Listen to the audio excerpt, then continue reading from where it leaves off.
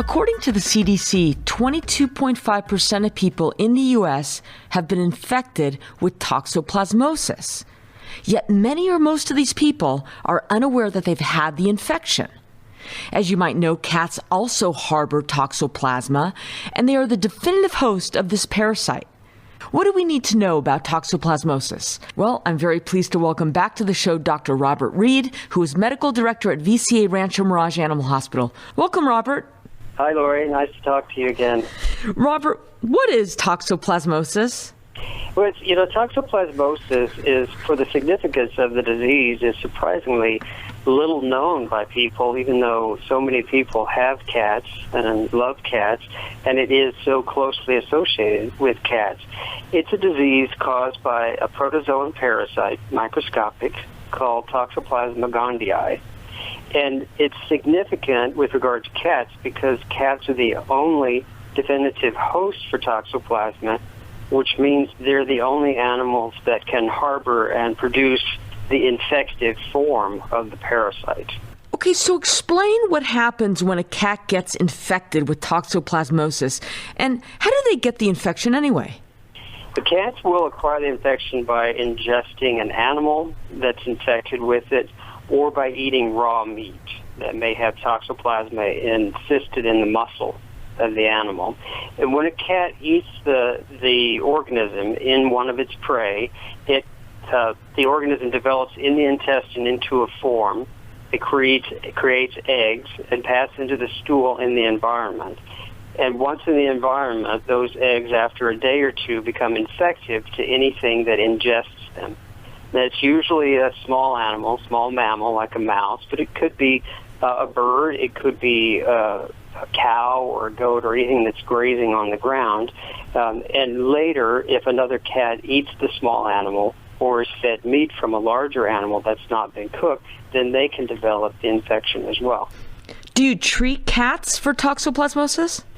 Yeah, most of the time you don't even know they have it. It's pretty unusual for a cat to have symptoms that you would notice about it from toxoplasma. They sometimes will get a little bit lethargic, they might get a little fever, maybe a little diarrhea, go off their food for a few days, but most of the time it's not even recognized as a disease in cats, even though it has a treatment with an antibiotic. Interestingly, though, occasionally a cat will get pneumonia or some other respiratory disease or eye problems or neurologic problems as a result of toxoplasma, but you normally wouldn't test for those things unless the cat had an unusual symptom that you couldn't find another cause for. So it often passes unnoticed in the cat, and by the time the cat is recognized as having had toxoplasma, the eggs have already passed out of them into the environment.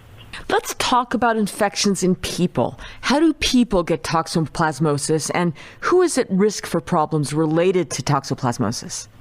Well, that's a really good question because, as you mentioned, there are an awful lot of people that have been infected with toxoplasma.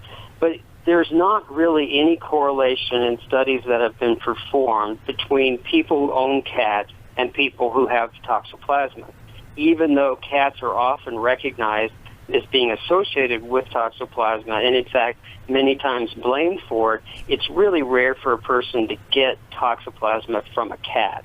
Most of the time, they're going to get it from eating undercooked meat or drinking unpasteurized milk, possibly eating vegetables or fruit that have not been washed properly, sometimes from digging in soil and then putting their hands in their mouth before they wash them thoroughly. What precautions, if any, should people take related to cats and toxoplasmosis risk? Well, the first thing, of course, is as many people probably do know, and where they would have heard from of toxoplasma, is because it's the parasite, the disease of cats that pregnant women are warned about. Right. Because at certain stages of pregnancy, if a person is exposed to toxoplasma for the first time, never having had it before, then there's a potential for their developing fetus to be affected by the organism. And that's why people are often cautioned not to change litter boxes or handle cat stool during pregnancy. The risk is small, but it is a general recommendation to avoid, if a person is pregnant, to avoid handling the litter box or maintaining the litter box.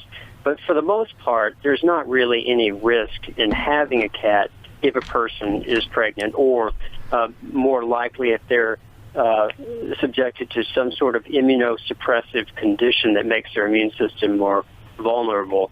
Most of the time, if you avoid basic hygiene in terms of food preparation and proper cooking of meat, not allowing cats to eat raw meat, or if possible, not allowing them to hunt so that they have an opportunity to pick up Toxoplasma, you can actually avoid it very easily.